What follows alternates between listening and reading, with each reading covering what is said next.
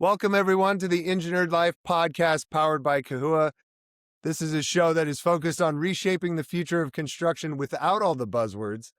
We would rather have honest, human, and practical conversations about what's actually working and what's not, and what we're still figuring out.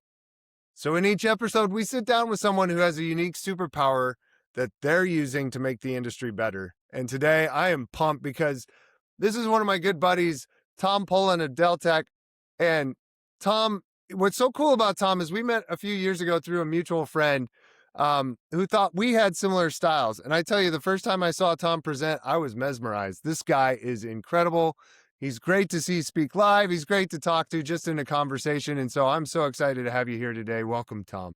Thank you so much. It was a live presentation that you met me at a conference, and what you didn't know is I have an existential fear of live presentations, but I like diving into that. And if you fear something, as long as it's safe and legal, you should do it. And I remember walking into that room, and there was like a pulpit, there was like an elevated stage, and I was like, I'm not used to that. How will I use that in my presentation? I don't know, but it worked, and I was so glad I remember exactly where you were sitting even. Yeah, it was one of those good ones because what mesmerized me is your superpower is taking complex topics and making them super simple. And you use that to simplify construction concepts, specifically risk, which normal folks tend to look at and go, "Oh crap, what's risk?" So my question for you, Tom, is like, at what point, like, was there a moment in your career where you realized construction doesn't necessarily struggle with risk itself, but like how we try to communicate and talk about risk? There was, and it was a total failure on my part. I did my first risk briefing at least 15 years ago, and I brought 27. I'm going to be technical for a second. I brought 27 risk exposure histograms for I picked a level of the WBS, and all I kept hearing every time I put a chart up was next slide, please. And I would talk a little bit about it. And then by the 20th slide, it was, hey, you can go quickly through the rest. And I wasn't born yesterday. I realized very, very quickly in that presentation, one, that I wasn't prepared to go off script, and two, they weren't picking up what I was putting down. And I really wasn't either, but I felt really important having all these complicated charts up on the screen that I thought everyone was going to love. Now, no one objected, but again, no one knew what I was talking about either. And I was like, okay, I fear this, so I must get my hands around it and learn a better way to express what I thought I was trying to tell the project team. And that's interesting because, right, we see risk processes all the time, and they could work technically, right? Like statistically, they could make sense, but it could be completely failing the teams that are supposed to use it, right? So, going back to that first time, what was it about that first time or that first process that made it fail the end user, even though technically it worked? One, my preparation and my lack of knowledge, but there's not a whole lot of risk experts out there who are also project analysts. It's something that they're expected to pick up on the side, this risk process. And the reason I go there is because that's the completely wrong approach. Now I recognize I don't want to annoy like the majority of the audience. I recognize that risk is something that has to be done, but inherently saying risk process, that differentiates it from forecasting, but it's the same thing. Why do we have these separate processes that are designed and should be designed to work together cohesively in a single process that helps us understand how the project is going to go? So by virtue of the fact that I had separate risk slides that were separate from the forecast, that were literally presented by a different human than me, we were wrong before we walked into the room. And that was tough to learn and understand. No one was telling me that I was doing it wrong, but when I realized that we were doing it separately and I was boring the audience intensely, something had to change. And when I see something didn't go when I see something that didn't go well, that's where I get this commitment to make sure that we find a better way to do it. And so what you've kind of done is you've taken that realization and you've turned it into a whole methodology. You call it risk for the rest of us, right? And and what's interesting about it, like I majored in math and probability and statistics weren't exactly my best subject, being transparent when I was going through math. But because I always got screwed up on like things like the law of averages, where if it takes you an hour to do something and me a half hour, it's going to take us combined 45 minutes. No way you're slowing me down. That doesn't make any logical sense. So like this stuff always tripped me up. You're taking these complex type equations and putting it in plain English, right? Putting it in plain terms to make it easier to explain.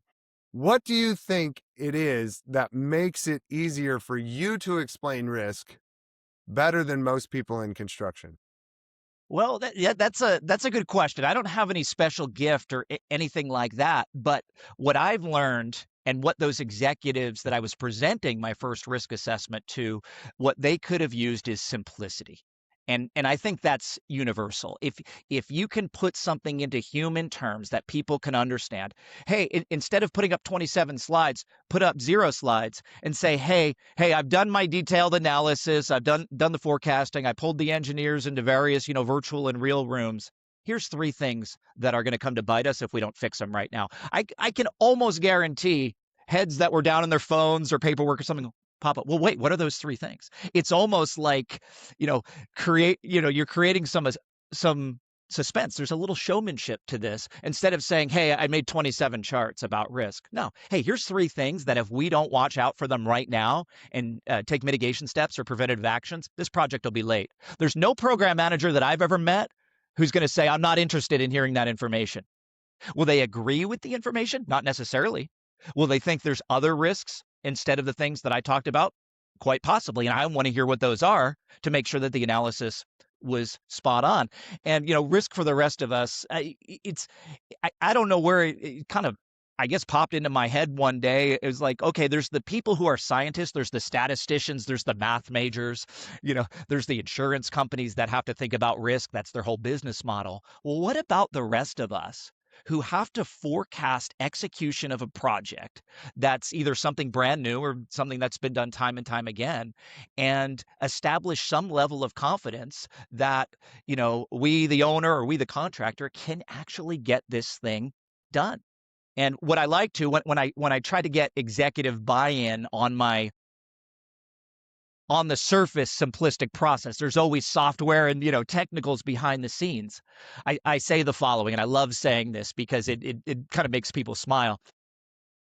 Only when we stare deep into the abyss of catastrophic project failure can we take the steps to prevent that uncomfortable future from becoming reality.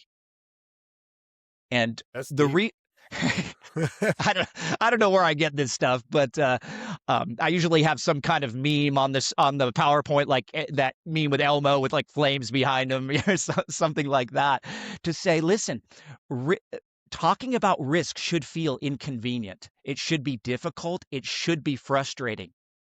If just to be technical for a second, if the 80% confidence level date, I roll my eyes at myself for even saying that because half the audience is like, oh, geez, we got a math major and a guy who loves statistics on the, on the cast here. And no. It can be very simple. We need to look at that dark and inconvenient future, not delude ourselves into thinking that everything's going to go well, so that we right now have the conversation about 6 months, 2 years, 3 years from now, whatever the, whatever the time span of the project is. So we're not left scratching our heads at 75% completion going, well, we didn't see that coming. Well, maybe we should have, and maybe we should have had conversations even during the proposal phase to make sure that we mitigate or avoid or transfer those risks before they even happen. So when you talk about simplicity, right, you threw out a couple of words in there like level of confidence. Like when it comes to risk, you hear Monte Carlo this, P value that, like all these different phrases. Why has risk become so academic? and so intimidating that we're like, I don't even know what you're talking about. I because I think now everyone ask 10 people, they'll have 11 different answers to that question, but we're trying to predict the future. If we could do that well, the sports books would be out of business. Las Vegas would have to shut down. I would know the number that's going to come up on the roulette wheel before they even, before they even spin it. So here we're asking people to predict the future. And if we're going to believe them, it almost seems like we need to have complicated things behind it, or we just won't believe that there's any validation behind it. Now, I'm not trying to throw, hey, I work at Deltek. I work at a software company that makes tools that can be complicated if you use them that way if you need to. So I'm not throwing Monte Carlo simulation under the bus or P50, P80, 90 dates or anything like that. But my mistake in that first briefing was thinking that the tool and the statistics were the destination. And that's Oh yeah, if yeah. I show the executives that crunchy data, those histograms that go on for a mile, um, somehow then I'm showing them that I'm predicting the future better than anyone else. That's good information to have. And when I teach and preach down to the keystroke level in software tools, we do have to run those charts. We do have to look at the tornado charts, the exposure histograms, S-curve comparisons, all that good stuff. But what I've learned and what I preach is have those with you. Don't put them up on the screen unless someone really, really demands it. It will shut down the other half of the room who's not interested in it. Use that information as a resource to craft a very human approach, even facial expressions. I've opened risk briefings with, hey, folks, I'm actually pretty nervous about the information that I need to present right now because it's uncomfortable and it shows that with what we know today, we're actually not going to finish this project on time. That's more telling to a conference room with 12, 15 stakeholders than saying, hey, here's an exposure chart. You can see the P80 date, the P50 date, the P20 date, any questions. Told them nothing. I've told them nothing. If I walk in and say, I'm nervous about 3 things, do you want to hear what they are? Who's going to say no to that? Right. Yeah. And, So and then, all that information's behind me. I'm backed by that information, but I don't need to show up and throw up and put it all up on the screen. yeah. So like leaving those charts kind of off to the side is one piece, but when when you show up and you deliver your message in that way, and risk is done right, what do you see actually change on the project? Right? Like not theories, but practically, how do you see the project get attacked differently when risks are handled in the right way? it, Looking at the work that's coming up, looking at where the risks interfere with them, and having really human conversations, either in that conference room or offline quietly in small groups, and saying, "Okay, we identified a risk. You got 25 days to do activity X, Y, Z, but we've seen it take as long as 50 days. So what if it does take 50 days? What's the next action?"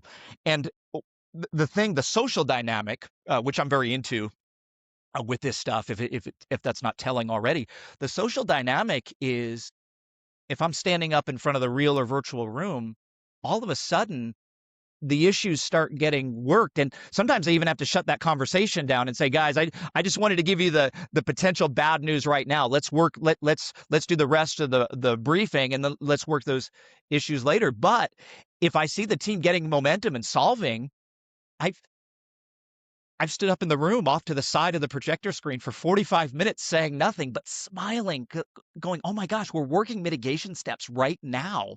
Like, is someone taking notes? Because I'm standing here like glowing up in front of the room, going, oh my gosh, we're actually doing risk mitigation. But if I had said, we're going to do risk mitigation today, probably would have cleared half the room.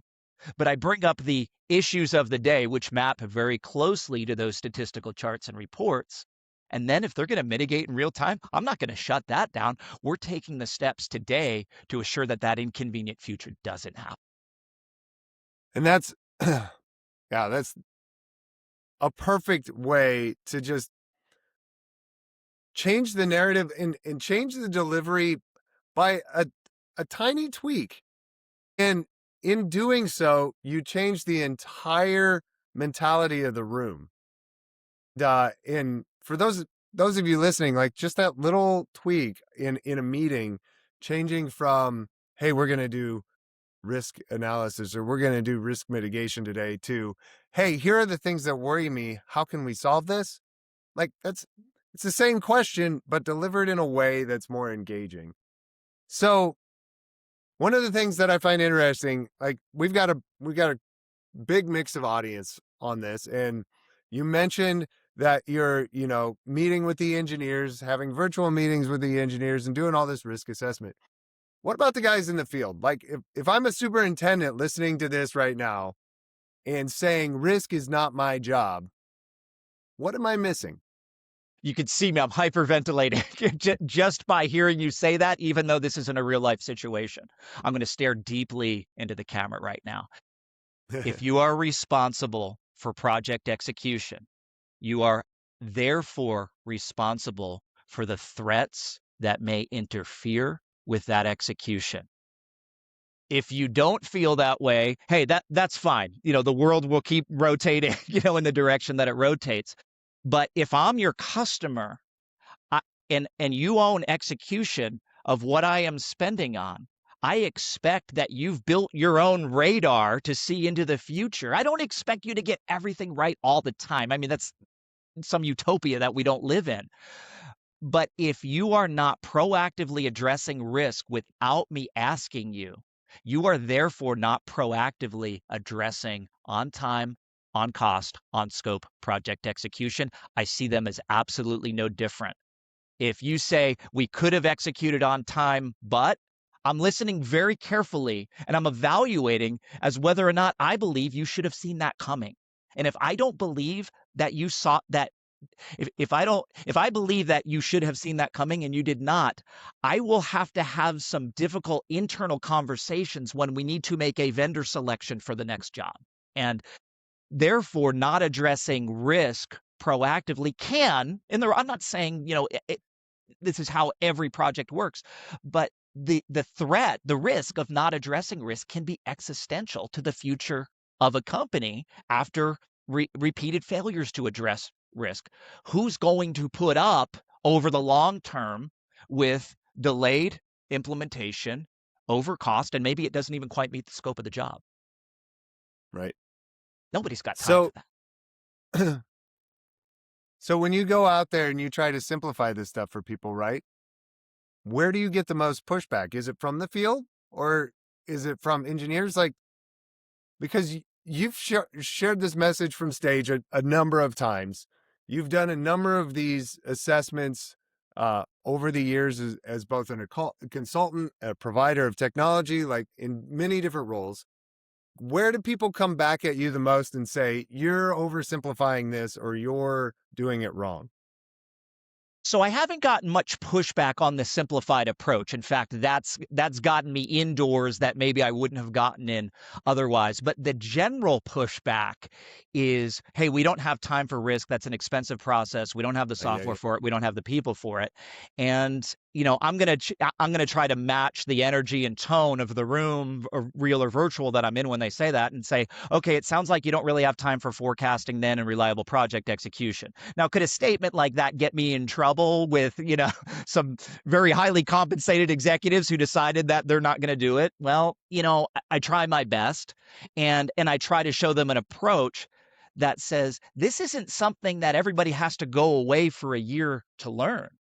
This is something with the right software and with the right skills that take less than 16 hours to learn for the average project analyst. You will have more reliable forecasting and you will be addressing issues proactively before they even occur, because you'll have a plan if that threat does occur, or you'll find another way to execute that wouldn't even cross paths with that risk. And that approach can open some eyes, especially when I'm indicating that you're not going to have to hire more project analysts. That's where the rest of us comes in. It's the people who are already doing the heavy lifting and project controls. Yes, this is another skill for them. Yes, depending on the environment, I might need to hold their hand for a while, but eventually they're going to fly on their own, and they're going to learn.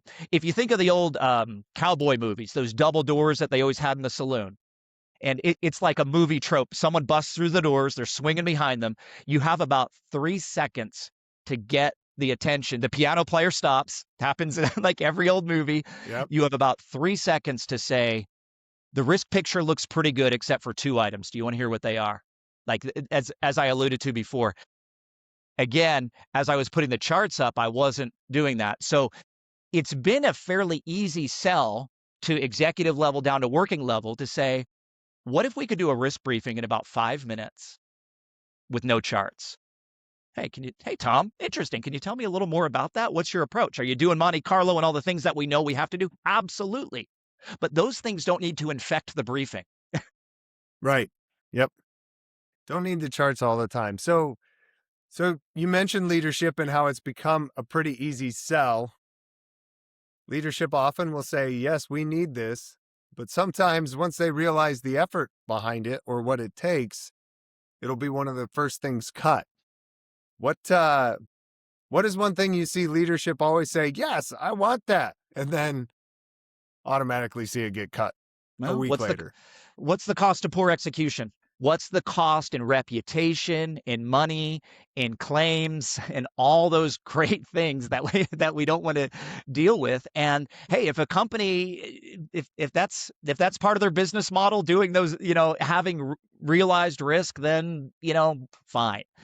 But for those who are like, no, wait a minute, we could use that risk for the rest of us approach. Okay. Your analysts will need to learn some things that maybe they haven't done before, maybe they've heard of but not immersed in. The steps aren't actually that difficult. At Deltek, we have software that makes it really easy. You're literally moving sliders across different, like rainbow colors and stuff like that. So when I can then pitch the program control managers who have, they're often hands on the keys, and then they have, people who report to them who have hands on the keys and say, look, I'm just using the mouse, oh, a Monte Carlo simulation. Oh my gosh, that's a big word. Hey, look at the results. Let's model how we would brief these different situations as we're learning the software. And if anything, I've been asked, Tom, this approach, are we dumbing it down too much? And I say, it can make, management expects a 30-minute risk briefing. Cool. They're going to have an upside surprise that it's going to be about 5 to 7 minutes. It's really not going to be that painful. And that's where I've had a lot of success in people seeing, oh, I thought it was going to be much more complicated. I thought I was going to have to show more charts. I thought it was going to require a separate meeting from our forecast analysis. And I say, no, it is your forecast analysis. We're just adding a few new things that you can express about that forecast and its potentially inconvenient future that the team can then work together to mitigate. Doesn't have to be hard. I think this goes back to a question that you asked earlier, how did it get so complicated? There are people in the business of making it complicated, so that they are heavily relied on as the translator of risk, as the one who understands the deeply complex terms and operations of it, and only they can demystify it. That's not the route in risk management that I've chosen to take. I've chosen to take the opposite approach and say, hey, we could probably teach this in junior high. Now, no junior high is going to sign up for a program, but it doesn't have to be at this advanced master's PhD level discussion. I love all those folks because they've innovated and they've brought the industry forward, but you don't need a PhD on your $10 million project to run risk. You can have a program analyst like you and I learn the art and science of it and execute it very well without disrupting normal business operations.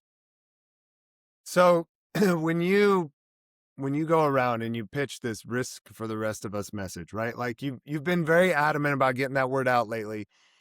Why do you feel this message is more important now than maybe it was 5 years ago or even 10 years ago? We could have a whole podcast on that. Budgets are tighter than ever. I mean, we had a government shutdown last year. We might have another one coming soon. The scrutiny, the inspection of what's expected from contractors.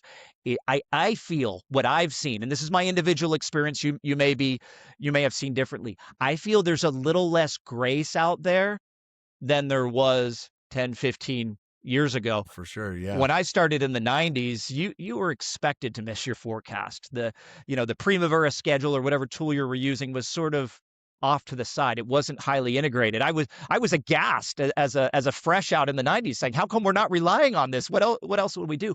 Now, if you don't have that schedule and you don't have that forecast locked down and the risks identified and the mitigation plans in place, you may not be looked to as the provider of excellence for what it is that you do. I would say it's becoming quite mandatory to have your plan, but have the radar associated with your plan to know where it can come off the rails and already know what your recovery plan is if it goes off the rails.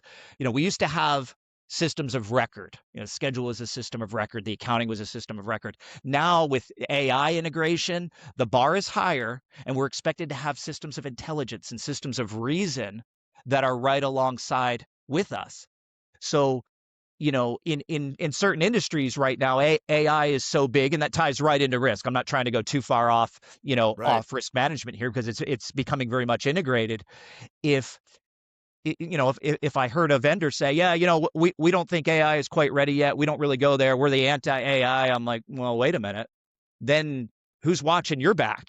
How are you proving out? How are you independently validating what you say that you're going to do? Where's your system of intelligence to help you understand what your blind spots might be? So if someone is against it, that should raise some red flags. The same way that if someone is against proactively addressing risk, is it's really all the same thing. We just have better systems than ever to help us do it. So I want to see people relying on them. And if they're not, like I said, that's a red flag. Yeah. And I mean, you mentioned how budgets and schedules are tighter. Like, never before have I seen so many projects where you walk into the project kickoff meeting and one of the first things they say is, yeah, we know the schedule's crap, but we got to try to hit it. Like, I mean, it's just, it's the way that we're building some of these projects these days. So if you were to get out your crystal ball then and say, let's fix this. A decade from now, what is one thing you hope construction gets right when it comes to risk? Talking about it candidly. Say you don't even have a Monte Carlo simulation. Fine. Say you hold risks at the enterprise level, existential risks. Fine. How do those descend from the enterprise level and affect our individual projects? If we're not talking about it, we'll never do it. So let's put tools. I love the tools, but let's put tools aside. If it's not part of the conversation, if I'm an owner and I ask a contractor how they address risk and they just don't have an answer, I don't think they will have survived the next 10 years. I'm not trying to say all doom and gloom and everybody who thinks risk is a four-letter word is going out of business or anything like that. But I myself, from early in my career and what was asked of me versus what's asked of my clients now, it's a world of difference. I've got to keep up. I've got to go get one thing I'm working on is going and getting some certifications from a couple different organizations so that I speak the language, so that I can keep up with the impact of AI in all of this. So for those who aren't in the next 10 years, I don't think they're going to be on the top of the list necessarily for being selected for very complicated jobs. So then if we look at that next 10-year goal and we say, I'm listening right now, what is one thing I could do tomorrow to get better at risk that doesn't require a mathematics degree? Like, talk about it, communicate about it, learn about it. Hey, doesn't have to be me talking about it to, every company out there, but, find a way to have the conversation. If you already have a forecasting process, hey, I know I'm sitting in the back here. Do we have risks that intersect with this forecast? I mean, the first words I heard when we came in is, we know the schedule is crap. Well, do we have a different forecast, or are we like, why is it crappy? Can we uncrap it? Pardon the language. But it Yeah, it's communication. Like so many disciplines and processes, like quality in the automotive industry, used to be something that was done on the tail end, and then Toyota started baking it into the process and became very, very successful doing that. You could turn it around and say, well, excuse me, why aren't we baking risk into the process? Do we have an aversion to that? Do we have other people who do that? Or is it something that we just haven't talked about yet? I always like to lead with questions. Are we, will we, should we? Right. Yeah, Maybe yeah. the answer is no, but if the answer is no, well, why? Why are we not subject to this? Why are we insulated from things that might go wrong? So you mentioned earlier one of the reasons that we made risk so complicated is because predicting the future is complicated. So finish this sentence. If you were to rephrase it, risk isn't about predicting the future. It's about Communication, the tone from the top. I need if the executives aren't passionate about on-time quality execution that meets the cost and client objectives, then it's going to be really tough for the project control and analyst level to do it. I know that wasn't one word, but no, um, I love it, that. if we don't have it coming from the top, which is why I'm often asked to come in and talk to the executives, meet them where they're at, and find out their aptitude for it and find some way to get them thinking about it more for their own benefit. Not because I love this stuff, which I do, I've learned to, but because they're going to be better for it. It's like eating your vegetables. It may not be the most appetizing thing on the plate, but you're going to feel better, you're going to be healthier, and your doctor's going to have better news for you. And we could turn that around with risk and project execution and change doctor with your customer. Yep. Yeah. And you're absolutely right, Tom. You can tell you love this stuff. We can talk about this forever, but we don't have a ton of time. I think it's safe to say risk really is for everyone, and you made it pretty clear how it could be simplified, yet still be every bit as effective. So really appreciate you taking the time with us today, Tom. Awesome, awesome. Thank you so much. Yeah, risk in every other, project control and analysis process. Hey, it's not going to be as fun as going to Disneyland, but let's bring some fun elements into it. Like, hey guys, I want you all to stare into the abyss, and let's make it something that real people can do without having a nervous breakdown, getting overstressed, or run out of time during their weekly or monthly, execution and reporting processes. Yep, yep. And you gave us some good takeaways too, some little tweaks that we could use to just make a slight adjustment. So if you're listening to this and this conversation resonated with you, take one of those ideas away and try it today. See what happens. And if you enjoyed the episode, please be sure to subscribe, rate, share, help us out, give us some comments, let us know how we're doing. But most importantly, share this with a friend that cares about the future of construction. Because remember, construction is cool. Go tell your friends. Love it. Have a good one, Tom. Thank you, AJ. This is wonderful. Thank you.